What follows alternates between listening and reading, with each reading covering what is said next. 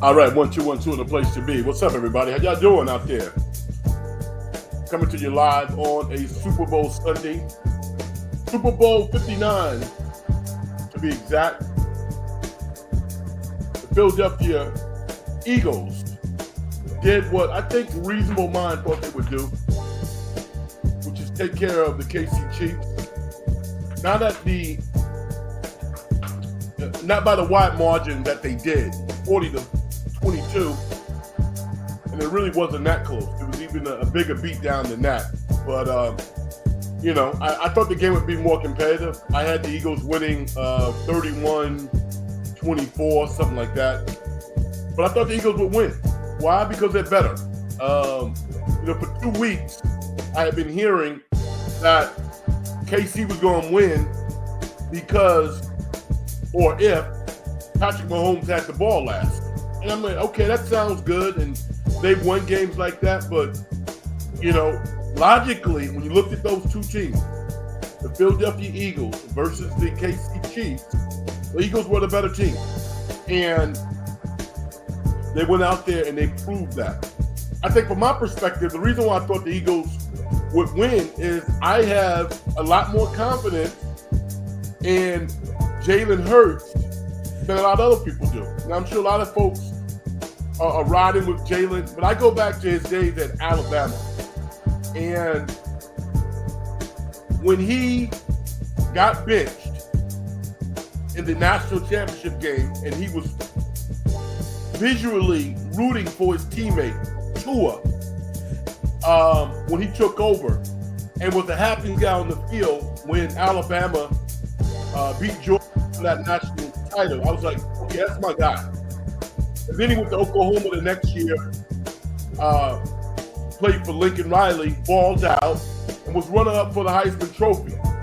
And at that point in his career, he really wasn't that accurate. He was really good, but he wasn't a tremendously accurate quarterback. And the fact that he got drafted in the second round by Howie Roseman was a bit of a surprise to me, especially when you consider that they had a starting quarterback in Philly. But the guy did what he always do, just really stick to the plan, stick to the mission, work on his game, and he got better. And I think that his place in the NFL was cemented tonight because there's not a lot of quarterbacks who won Super Bowl. You might look at some people and say, well, they're more talented, Jalen Hurts. Yeah, but it doesn't matter. He won the biggest game at the biggest moment, and he deserves props for that. And even going back a couple of years ago when Philly made it to the Super Bowl against the Chiefs, Jalen Hurts actually played well outside of that ridiculous fumble in the first half. So a lot of people who I'm happy for. Jalen Hurts, Saquon Barkley, A.J. Brown, Smith, the wide receiver. And, Nick Sirianni kind of acts like a dopey kid sometimes. But it's not without trying. Give the guy credit. He's been a head coach for 4 years. He's gone to 2 Super Bowls, and he's finally won one. And he's put himself in a position to make somewhere between $11 and $13 million. So I'm not mad at the guy, and good on him. So you want to talk about the Super Bowl? We can. I think this victory actually bodes well for the San Francisco 49ers because I've been saying it for 2 months. But I think Jalen Hurts is the comp for Brock Purdy because he's right under that super tier. So the 49ers really shouldn't have to dig real deep to figure out where they're going to pay Brock Purdy. The contract's already there. 5 years, $255 million on paper. Probably somewhere between 100 and 140, 50 million guaranteed. I can live in that neighborhood. That's not bad. Is there some guesswork? Absolutely, there is. But this is football. And we know this. If you don't have a starting quarterback, you have no chance. We also know that when you surround Brock Purdy with a good offensive line and an excellent running game, he is an above-average quarterback. I mean, that's actually played out. So 49er fans should feel good about getting a deal done with Brock Purdy and then looking at ways to improve the team. I don't think about the defense because now with Robert Saleh back and also a guy who I've been impressed with throughout his career, Gus Bradley, as a defensive coordinator, 49ers defense should be remarkably better than they were this year. So that leads to the offense. 49ers got to get better. It's out there now that Deebo Samuel is probably not going to come back. The 49ers have given him permission to find a trade. I don't think he's going to be successful with that contract. So unless the 49ers can make the deal sweet for somebody to take Deebo and his contract, he's probably going to be cut at some point, probably around June. So who do you want? I mean, T. Higgins is out there. Obviously, the Rams are not going to trade Cooper Kupp for the 49ers. We all wish they would, but they're not going to do that. He'd be ideal. But they need another wide receiver when you consider the youth on their ball club. Ayuk coming back late. He's not going to be ready at the start of the year. I also would like the 49ers to look at getting a tight end. I love Kittle. Kittle maybe had his best year last year. But he got banged up quite a bit. And more teams are using double tight end sets. 49ers rarely do that.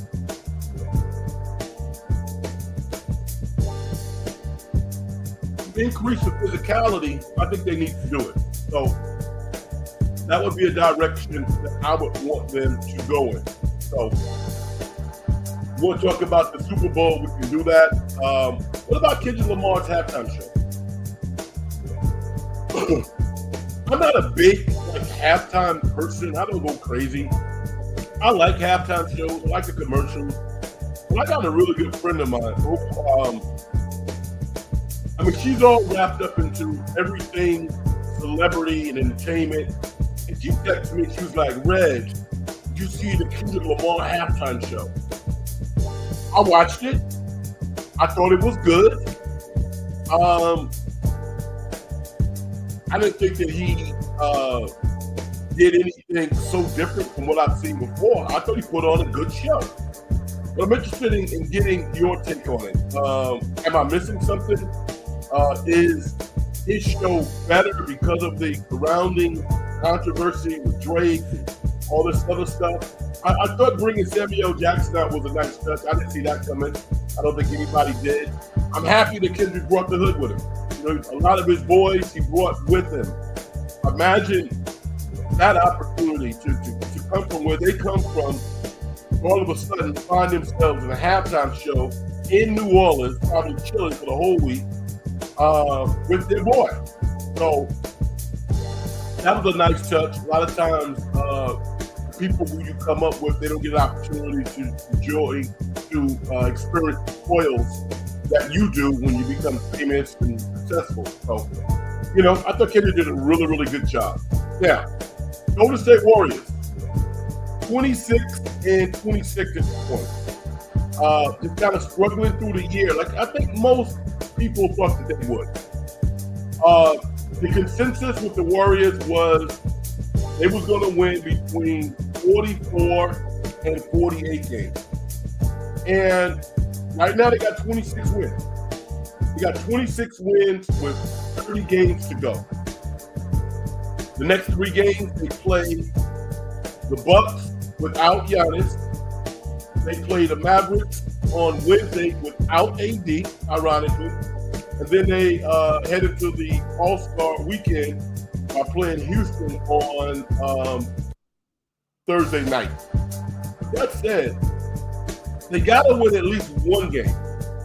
If the Warriors could win 2 of the next 3, that would bode well for them as they start to position themselves for the playoffs this year. And heard Steve Kerr last night talking about they want to get to the 6. Yeah, I don't think anybody wants to kind of meander in that 7 through 10 lane. So it's going to be interesting. The Warriors played a team in Chicago that is not a great defensive team. Good offensive team, not a great defensive team. And the Warriors, after being down by 20, came out in the third quarter and put it on the Bulls. Stephen Curry had one of those moments where he had 24 points, and he wrecked the game for Chicago. He did. And his Robin last night was Jimmy Butler, the new acquisition of the Warriors. And he did what Jimmy does, control the half court, mid-range, got to the line, made free throws, helped the Warriors defense. So far, the Warriors look really good acquiring him. Yeah.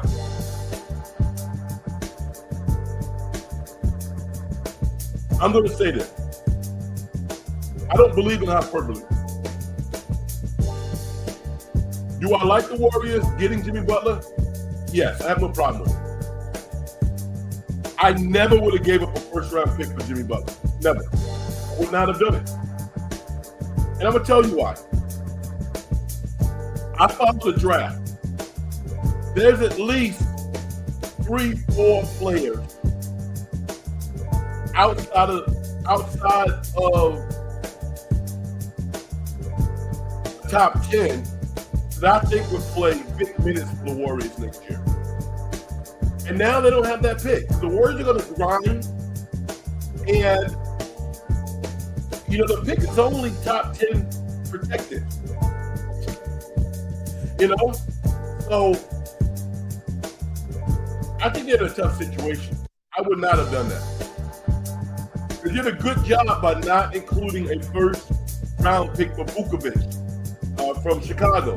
And that played out. And you saw Saturday night why they didn't want to do it. Because Vooch is a good offensive player, but he's not a defender in the tail end of his career. So hopefully that won't come back to bite the Warriors. But I would not have given up a first-round pick for Jimmy Butler. Think about it. They gave Jimmy Butler exactly what he wanted, $111 million for 2 years, essentially $55 million a year. It was two teams that was going to give Jimmy that kind of money. The Warriors, obviously, and the Phoenix Suns. What were Miami's options? Not kiss and make up, but have him on the team for the next 30 games in a toxic environment. They wanted out of the Jimmy Butler business. So for them to negotiate potential top 10 pick with the Warriors this year, to me, was good work by Pat Riley. If I'm the Warriors, if they wanted to squeeze off a first-round pick in later years, then maybe I would have done that. But I would not have done it this year. Now, I started thinking more and more about the trade, though. Because it isn't like the Warriors can't shut players down. If it gets to the point where they're clearly not making the playoffs to ensure that they keep their pick, I guess they can kind of rig this system. They can probably. So maybe they've gone through all these machinations. They've thought about it and they feel comfortable with the decision that they made. Emotionally, I like Wiggins. We consider what he's been through. But I get it. Jimmy Butler is a better player for what they need right now. And it's going to be interesting to see how things play out. Quentin Post making some shots, making Steve Kerr look real good. Give a young man credit. I don't like how it's an all or nothing proposition. Post plays between Trey Jackson Davis is nailed to the bench. I don't like that. I mean, yeah, sometimes he has butterfingers. Sometimes he plays soft. but sometimes he plays really well. He has a unique skill set that I think you don't just walk away from. But, Kerr has his vision of how he wants to play. And when you're a big guy, you can shoot the ball, then you're going to get some minutes. So, I just want to see the Warriors recently. Want to talk some NBA, we can do so. What are your thoughts about All-Star Weekend being in Northern California?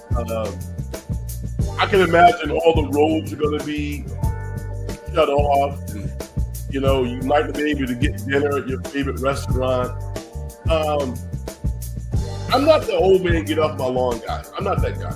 I'm probably going to, I don't know what I'm going to do. Maybe I'll enjoy some of the festivities, but I'm not going to be out there running around trying to go to every hip spot in San Francisco. I'm just not going to do that. I'll watch the games. I'll support it. But it's a big deal for the city. And I think if you are a real young basketball fan, celebrity, there might be a good time. So, it means a lot when it comes to your city. I'll say that. But yeah, think about tomorrow night when the Warriors take on the Milwaukee Bucks minus Giannis. Ironically, the Bucks have actually played pretty good basketball this year when Giannis has not been in the lineup. And a lot of that has to be attributed to the bounce back season that Damian Lillard having this year. Oakland's own. Happy for Dame because he's a stand-up guy. And I don't care how much money he makes or what challenges he's having in his life. He's a baller. And I think that he wanted to come out this year and show the Bucks and the NBA in general that, I'm still one of the top guards in the league. And that has happened. He's an all-star. Coming back home for the weekend, so that's going to be a real good look for him. But if you're the Warriors and you're going up against Milwaukee minus Giannis, you got to think that you can possibly steal a win there because they're a great three-point shooting team, but their rim protection is going to suffer. Even though they have Brook Lopez, but a lot of times he's not close to the rim. So all of a sudden, this three-game roadie from the Warriors doesn't look as difficult. Fans who hate the Anthony Davis Luka trade now is saying I told you, because I read something today that says after his first game with 26 points, Anthony Davis is going to miss a couple of weeks. How serious that injury is, we don't know. A lot of these guys at this stage of their careers, they don't want to play the All-Star game. They want to get the bonuses. They want to get the accolades. They want to get the reverence of being an All-Star, and all those guys will show up. But I think a lot of them are like, you know what? If I can rest my body and get ready for the home stretch, that's what I want to do. So I don't know how serious Anthony Davis is. He is, but he won't be playing against the Warriors. And with regards to the Houston Rockets, they're well coached by Ime Udoka. They got some rough riders. They go hard. But collectively, their basketball IQ is not where it needs to be. It's not. So that's another game that the Warriors can win because they match up really well against Houston because Houston makes a lot of mistakes. In spite of their goalie record, they got a great record. But the Warriors can get whatever they want to when they play the Houston Rockets. So I'm interested in that particular game as well. I love Oscar season. I only got a chance to go out and see The Brutalist by starring Adrian Brody. And film is so well done that you actually think that it's like based off some historical account, but it's actually an original story. And Adrian Brody's winning the Oscar. Nobody had the depth of a role like that this year, and he nailed it. So he's going to win the Oscar for Best Actor. It'll be the second time after winning it for The Pianist, I guess. He's 29 years old. Best Picture, it might win. I don't know if it needs to win Best Picture. I don't. I think the market was very narrow in terms of what movie was for or targeted to. I love filmmaking, so I was able to get it. 3 hours and 30 minutes was an intermission after 2 hours, which wasn't bad. It wasn't horrible. I think you might actually see more epic-oriented movies like that because of the success of The Brutalist. All right?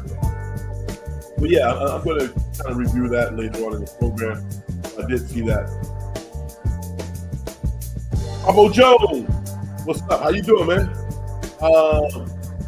Couple of stories out there. Be interested in getting your comments. The New Look Warriors with Jimmy Butler, the Sacramento Kings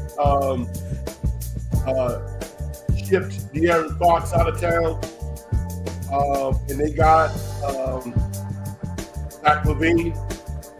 Zach LaVine's a good player. He is a good player.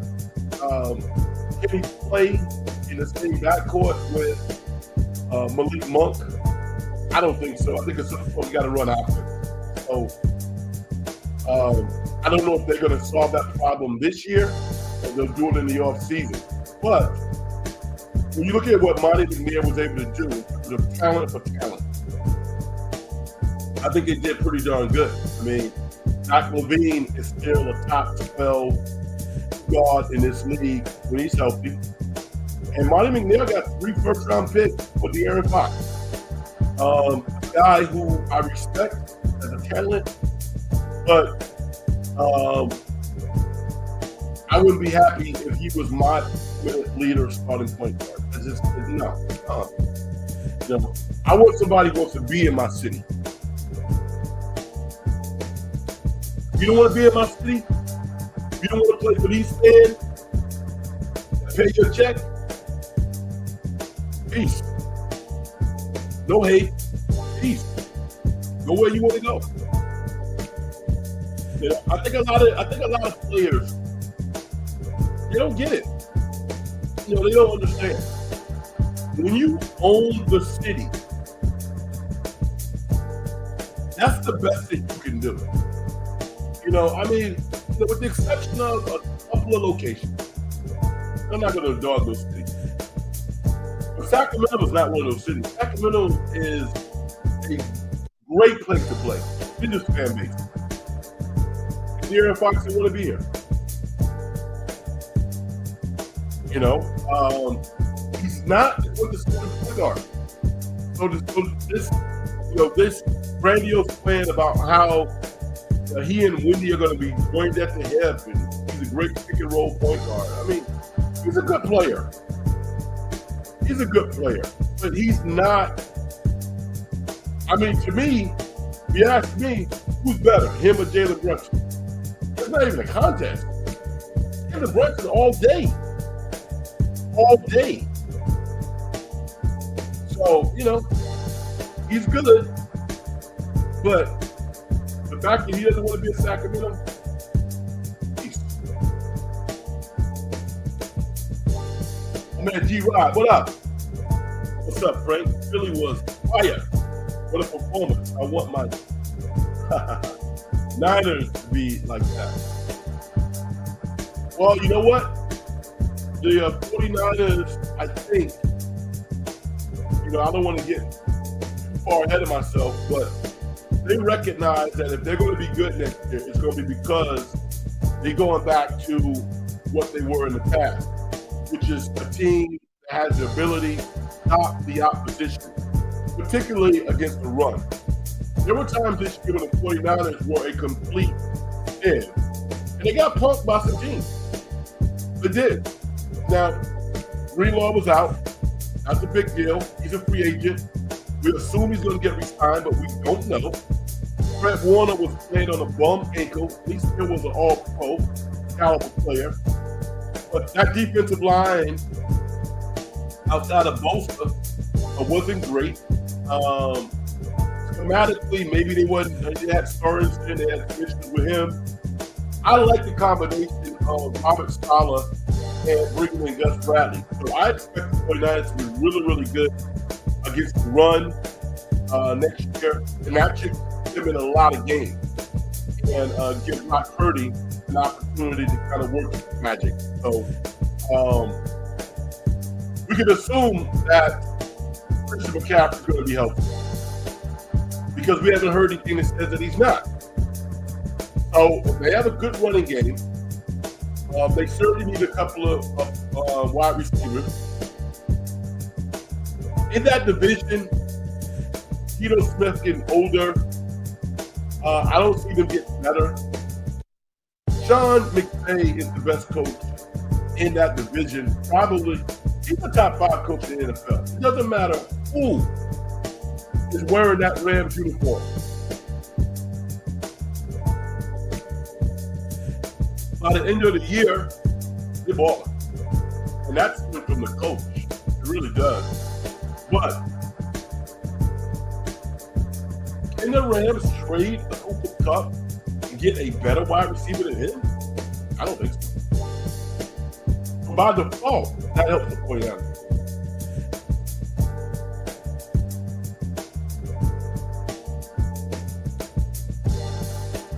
You got Jones.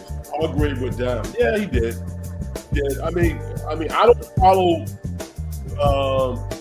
the individual line play as closely as some of my colleagues, but the consensus was when he wasn't hurt, he wasn't having a great year. So, time will tell. I don't even know if he's going to be here next year. I don't know. I mean, either he's a free agent or he has a big salary. I don't know. I think they need to really shore up that line and be more physical. He says, "What's up, Frank? Love seeing Chiefs lose. How do you like Butler if it's Warriors?" Football so good. No one's ever said Jimmy Butler didn't play hard. I mean, you know what my sticklers are with regard to players. I want to see you play hard all the time. I don't want to see excuses. I want to see you defend your position. Jimmy Butler is going to force the Warriors to modify their attack some because he's not a three-point shooter. He's not going to take a lot of threes, but he's a master of the mid-range. He and probably DeMar DeRozan, among any other players in the NBA, I think work that mid-range best in the NBA. So if he can help the Warriors get better shots, which I think he can, get to the free throw line, I like the trade. I never would have given up a first-round pick for Jimmy Butler. Never. Now, again, like I said, I think that the Warriors are probably, in their own way, worked out a plan where they feel they can protect that top 10 pick. That might be the case. They better. Because there's some players in this year's draft that I like in the mid-teens. I'll give you one off the top of my head. Bolo, the 7-foot center, 7'1" kid who used to go to Gonzaga, and then he went to Arizona, and now he's at Indiana. Indiana's not having a great year. But if you look at his stats, he's basically averaging a double-double. Strong as ox. Strong as an ox. And I think he's going to have a real nice NBA career. The Warriors need to get bigger. They just got to get bigger. The league is getting bigger. The Warriors got to get bigger. G-Rod said, we need to get bigger. I just said that. And better on the O-line, juggling football here, as well as more help on the D-line. And yes, we need more wide receiver help. Yes, you do.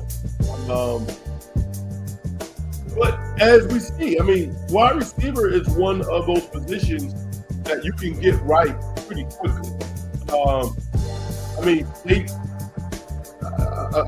they drafted Ricky last year. I like the kid Coleman that Buffalo got at the top of the second round. Keon Coleman, I saw him at Florida State last year, and he was just beasting kids. Beasting kids. And I question whether or not Ricky Pearsall is going to have a better career than him. So, that's one move that the 49ers didn't make that I think could have paid dividends for them. Look at the kid Worley out of Texas. He played for KCP. They drafted him with the 27, 28 pick. And, I mean, he's ready to go. He looks like one of the top wide receivers, young guys in the game. So that's a position that you can address. Of those Colorado boys, kind of paid Brock Purdy. They want these organizations to overpay. We just saw Jalen Hurts win the Super Bowl tonight. Because he's not good? No, he is good. There's levels to this. I like the level that Jalen Hurts is at. I can live in that house. I can live in a $50 million a year house. What do you think? You guys live in that house? Keys. I'm getting bad vibes from the Mavericks' new owner. Seems like a cheap billionaire, and a very stupid one also for trading Luka. I didn't like his comment. Because he was implying a lot, and you don't have to be a brain surgeon to infer what he was implying. And if you're a billionaire owner and you don't like your star player for whatever reason, and you want to trade him, do what you do. But kicking the guy as he walks out the door, that's disrespectful. It's bad karma, and it makes you as an owner look inappropriate. It isn't like Luka didn't leave the Mavericks in a better position than it was when he got there. He did. Yeah. If you don't want to write him a check for $345 million, I don't have a problem with that. That's fine. That's on you. But to disrespect Luka, when Luka, as far as I'm concerned, has not publicly said anything derogatory about the owner, I didn't like that move. I just didn't like it. Yeah, I'm getting bad vibes also.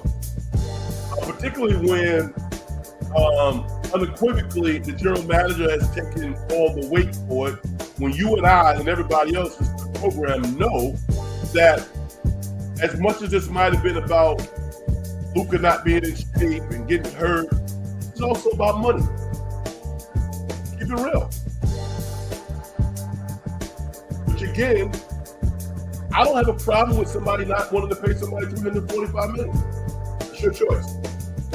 And now the Lakers, they got to pay him. Top $100 million off the contract. The Lakers probably offering him $250 million. Nobody's going to feel sorry for him. Somebody chops your knees off $100+ million. It's all bad right now. SCA, what's up, man? How you doing? He says he was super disrespectful, no class, great ass. Yeah, man, that's just, I mean, you might not think that prestige, money, ownership, and a title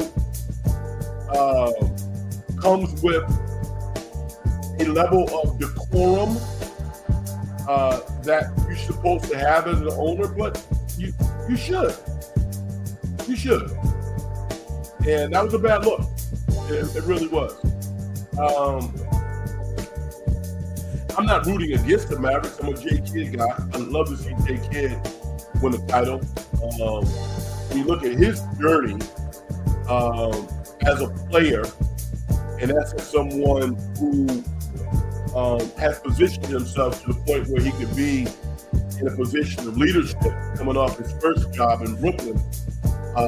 J Kidd has done a terrific job as an NBA coach.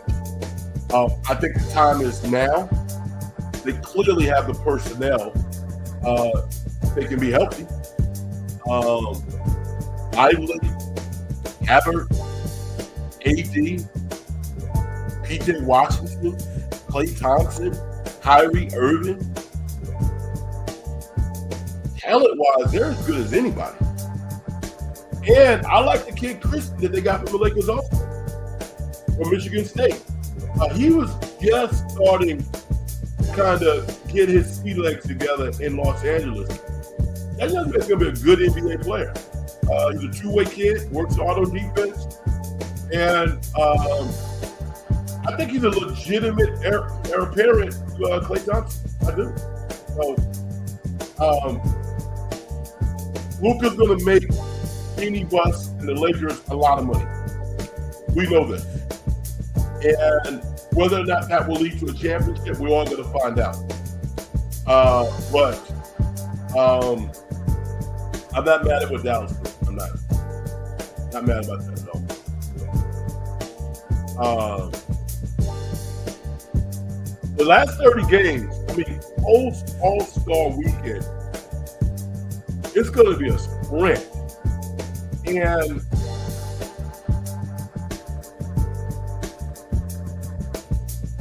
everybody was talking about the NBA ratings being down and all. I don't think that's right. Because I watched the game, and I got to think this year's NBA playoffs, not a game. It's going to be awesome. It really is. And I was on a couple of shows over the past couple of weeks talking about trading and before the deadline. And I certainly was not advocating trading Jonathan Kuminga. But if New Orleans picked the phone up and say, yo, we're interested in trading Zion Williamson for Kuminga, I'm going to listen to that. I don't think people realize, the talent that this young man has, or they think he's just a bust. I think he's not going to reach his full potential. I think in the right environment, Zion Williams could be a perennial all-star. At 40 last night against Sacramento. 40. And his skill level, his package is not even what it should be. But I think that ship has sailed. It'll be interesting to see Kuminga. Part of the reason why Kuminga's not playing right now, I think, is the Warriors' fault. Because with these young players, it's now a collective. The organization, the player, and their team collectively come together on when the quote player is skilled. It's not a position of power for organizations now. Why? Because the business. If I'm Kuminga's people, I'm not running my guy out there too early. He don't have a contract. The Warriors wanted to pay Jonathan Kuminga $185 million. They would have paid him. They would have wrote the check. So they had some reservations, in my opinion. And, at this point, I think that they suffered a little bit by not having him on the floor. I mean, the guy had an ankle injury. We've all had ankle injury, right? We've all had ankle injury. It's been a while at this point. So, I get it. I'm not in his body, but I think that it's taking a while for him to get back.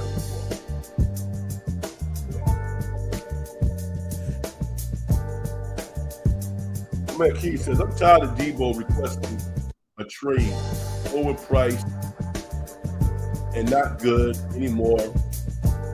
Where's the loyalty? He ain't nothing to anybody but us, probably. You know, Keith, it's funny you say that because I cringe whenever I see Debo doing a commercial on the internet in front of some good-looking woman who's throwing him the question. I'm like, dude, you're coming off a year that you were terrible. He's going to try to ask some provocative questions that you shouldn't be answering. Why don't we shut the podcast down? Shut that down, have a good season, and bring it back. Because the 49ers are like, dude, we're giving you all this money. We were kind of thinking about bringing you back. And now this? I mean, you want to trade?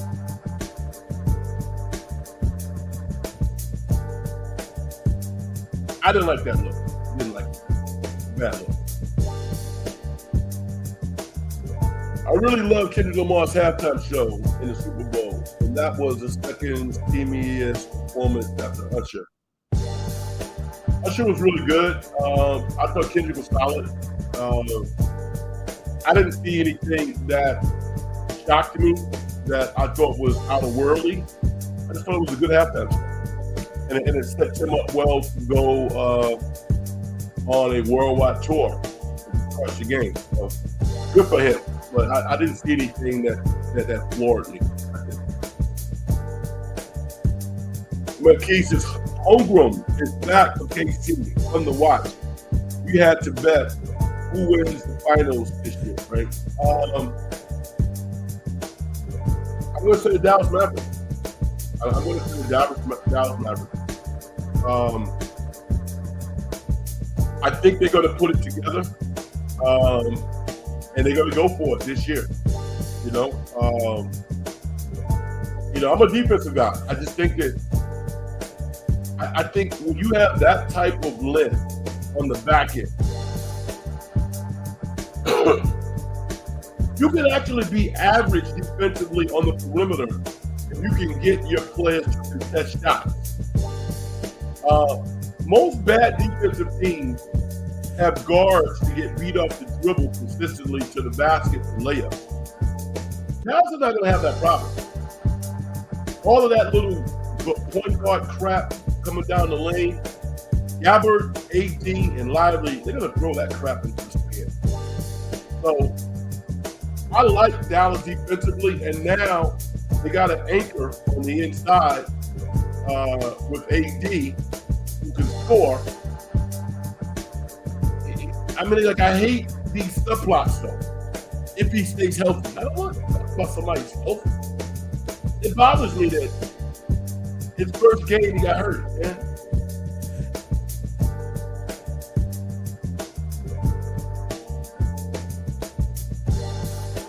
I like KC on the Celtics. Yeah, you know what? Geez, that would be the logical choice, actually.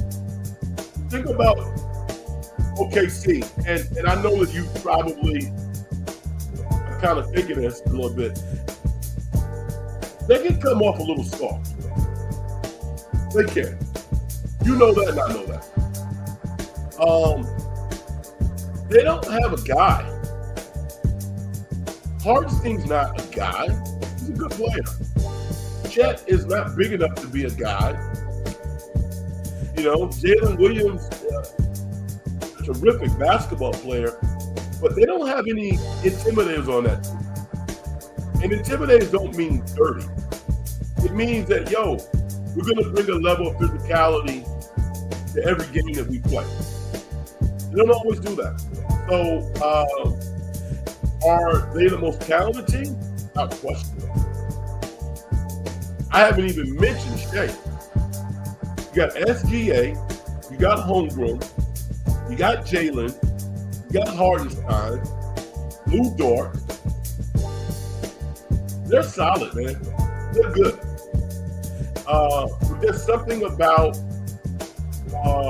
winning playoff series. Especially now, back in the day, I'm sure basketball fans would be like, Red, are you serious? Back in the day, they used to have 2 or 3, winner of 2 or 3 in the playoffs. And then they took it to 5-game series. Minus the play-in, now all these series are 7 games. That speaks to the growth of the game. It also speaks to the fact that you can lose. We look at history, the 7-game series. The Denver Nuggets took out the 64-win Gary Payton-led head coach by Coach Carr. Beat him in a 7-game series. They won 64 games that year.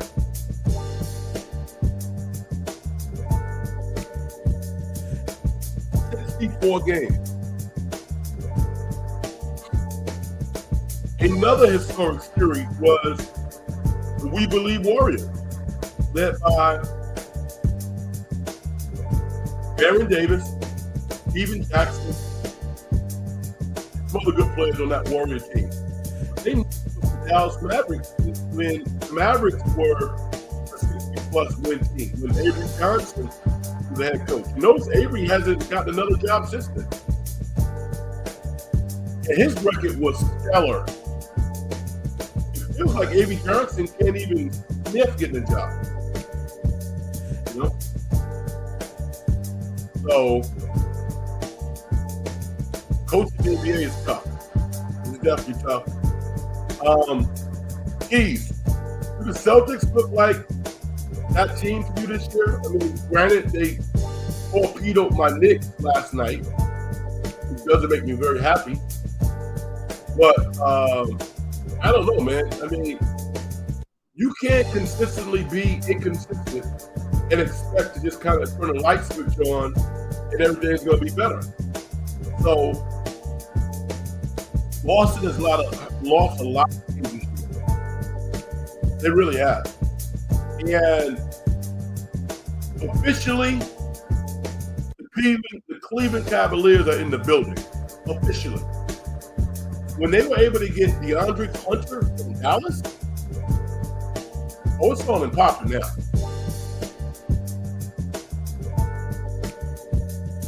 That front line is crazy. So Cleveland, first time, is a team that you can't look at and go, oh yeah, they got some nice toys. I want to go play in that house. They got antiques now. They got furniture that you can't touch.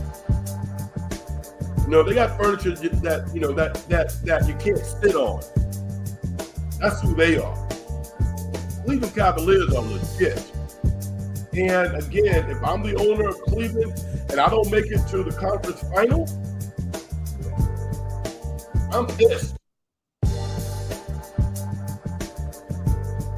Hey Frank, who do you got winning tomorrow? The Warriors or the Bucks? How many points? I don't know that. Obviously, I want the Warriors to win, but they got to play. Giannis is not playing, so that increases their plausibility of winning quite a bit. But Milwaukee got some shooters. Kyle Kuzma's over there now. OG Bobby Portis. Dame Lillard's doing this thing. They're good. Warriors can get blown out tomorrow. That's how good Milwaukee is.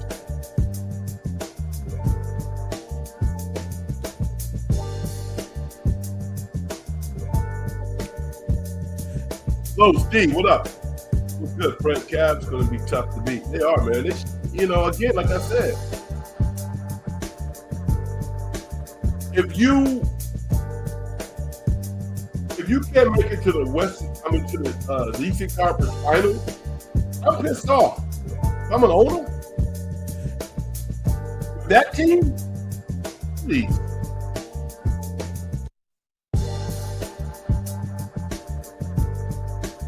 He says Hardenstein and Holmgren can handle post, and Dort is rugged perimeter defender. Yeah, when there's no air between them and the defender, they're good shot blockers.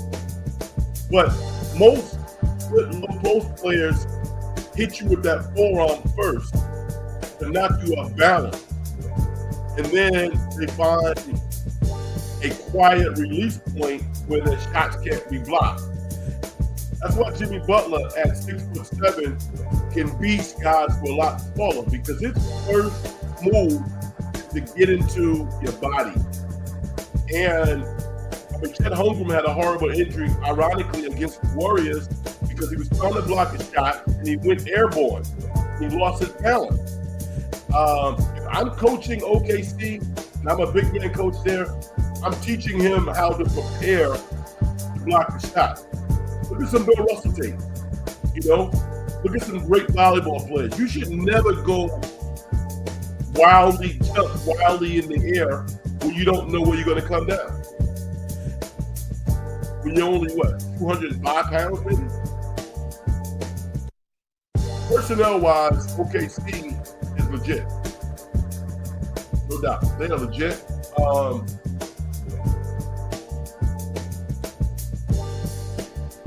SGA actually pisses you off because he's so good. I mean, he's starting to get some Kobe stuff. Kobe was legendary for being able to get to his spot whenever he wanted to. Doesn't matter who was guarding him. Kobe was going to get to his spot. SGA is kind of in that zone, in that mode right now. Wherever he wants to get to, he gets there. His catch and shoot percentages have gone way up.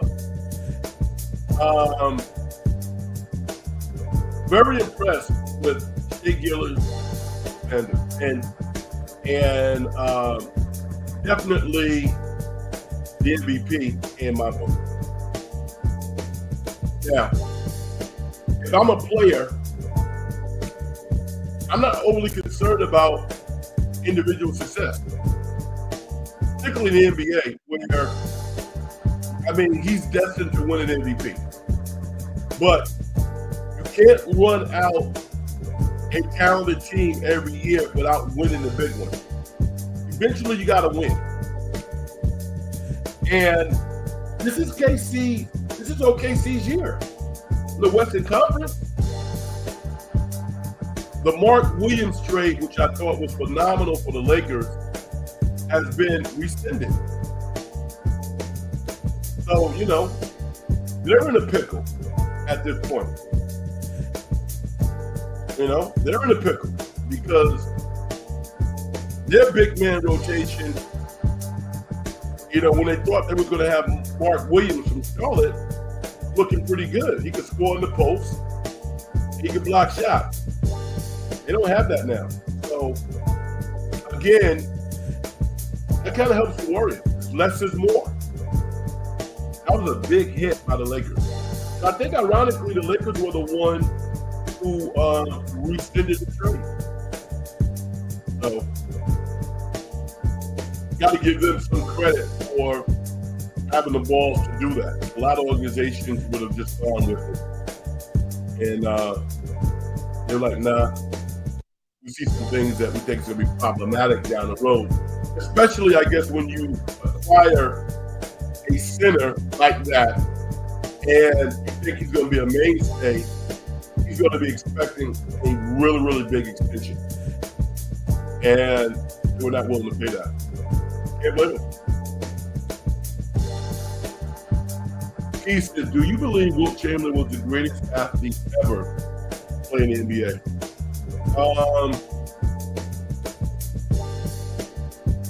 No. I think he was definitely one of them. But I can't imagine an athlete at his prime being better than Michael Jordan. I can't imagine any athlete being better than Michael Jordan, more athletic. I mean, I've seen LeBron's dunked on a lot of people. And there was a point in LeBron's life, and he's still very athletic now, but literally, you can look at LeBron and see this dude dunking on a 12-foot rim, 24 inches over the rim. He could do that. That was his level of leaping ability. And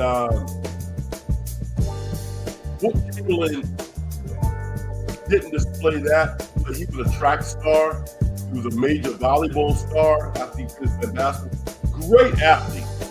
He ran track, I guess, in Kansas also. So, man, just a phenomenal athlete. There's no doubt about that. But I haven't seen anybody who's more athletic than Michael Jordan. Michael was incredible. I remember we were playing. I played against Michael Jordan. We were playing North Carolina one time. When we were playing at Stanford, and I'm on the court. You know, we're playing North Carolina against Florida, and I'm like a freshman or something like that. But I played. Jordan steals the ball, and it's just like me and him. And he stuck his tongue out, and I was like, I'm taking this guy down. He's not going to dunk on me. Well, I didn't hurt him, but, you know, I made sure he got, you know, let's just get out. Another time when somebody on my team shot and missed, Jordan got a defensive rebound, right? I had never seen this in my life. I've never seen somebody get a rebound, grab it with their fingers, and literally his entire, I mean, like beyond his elbow was over the rim. I've never seen that before. Over the rim, his elbow. I think the referee told me, he goes, you know, son, you got to stop watching him. You know, you actually got to play. I was laughing. Incredible. Yeah. Wilt Chamberlain is one of the top athletes of all time. No doubt about that. But I think Michael Jordan's the best athlete I've ever seen. Aussie.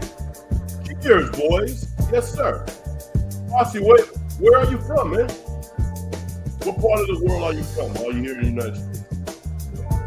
Welcome to the program. Appreciate you. Yeah, I don't like ridiculous questions like this. Who's the GOAT, MJ or LeBron? We don't do that in the dungeon, man. We all know basketball here, right? You know basketball, you can't ask that question. You never want to do that.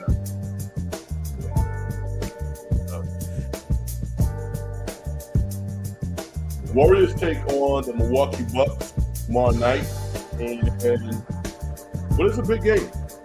And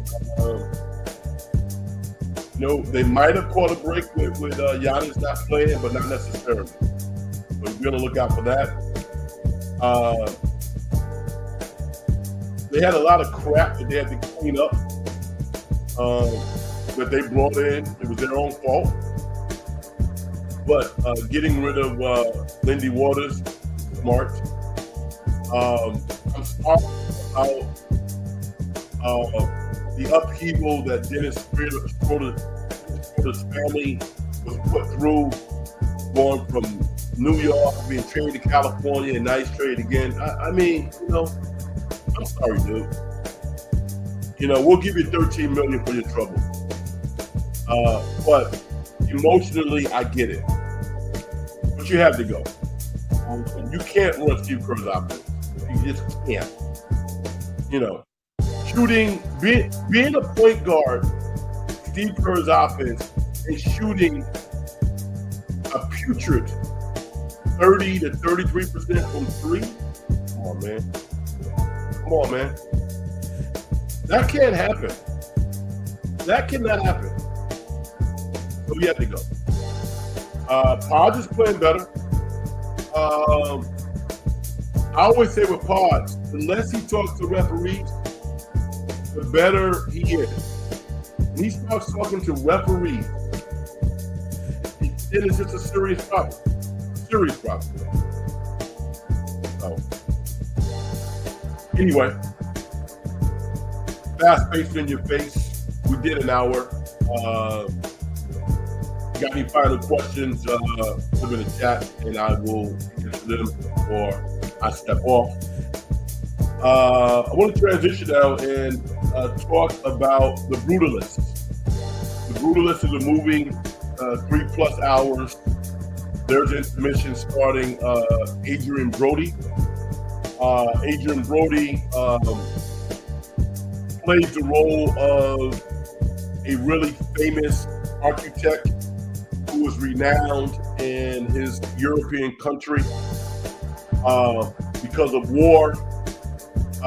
He and his family separately migrated to the United States. And it just kind of shows his journey and his ascension to the top of the game in New York as an architect, not without a tremendous amount of tragedy that he had to suffer personally, and quite a bit that folks who he loved had to endure as well, all in the name of him being anointed as one of the top architects in New York. He had a particular style that aesthetically was different from a lot of other architects within this space. And I found Adrian Brody being a creative in that regard very compelling, very believable. And we all know that Adrian Brody is a terrific actor. He did his thing. I think he will win Best Actor. The movie, The Brutalist, I would say is very, very good. Is it the best movie that I've seen all year? I don't think so. I'm going to give you a small, tiny movie that you might be able to find on Prime somewhere. I saw it in the movie theaters, but it was really good. It's called Exhibiting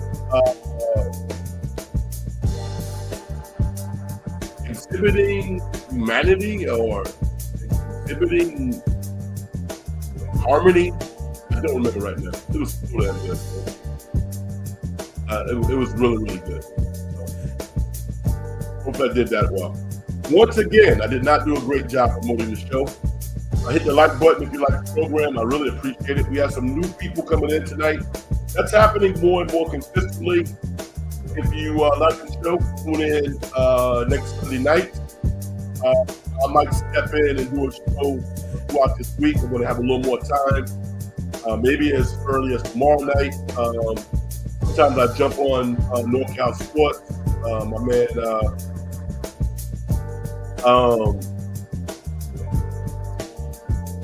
Coach Amelia will reach out to me and I'll step in. We had a great show last night on this channel. It was awesome. Post-game show for Warriors.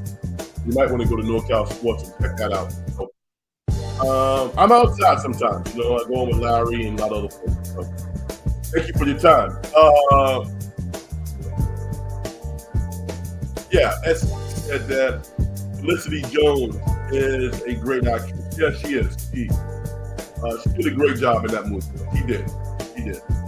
So I don't know if she's been nominated. I don't know if she will be, but your comment was worth putting on screen. Yeah, Felicity Jones was top notch in that movie. All right, I'm gonna do my thing. I'm gonna get out of here, everybody. Success and getting paid is a manifestation of the whole process. You, the individual, don't do things that other people make their lives better. Well, I'm concerned you haven't done nothing. My name is Frank Red, all right? And this is the In the Dungeon Show. And thank you for checking me out. Hit the like button if you like the show. Subscribe to the show. I'm on a quest to get 1,000 subscribers. Now, sometimes I look at people, they got thousands. I just want to get 1,000. 1,000 would be a seminal moment in this show. Got a long way to go to do that. But if you can be a part of helping me accomplish that goal, and it's legitimate because you like it, you found something that might be worthwhile to you, then subscribe to the show. All right? With that said, take care. I am Frank Red, and good night. Follow me at Big Frank Red on X, Twitter. Follow me, all right? Love to talk and hear various comments from intelligent people. That's it. Good night, everybody.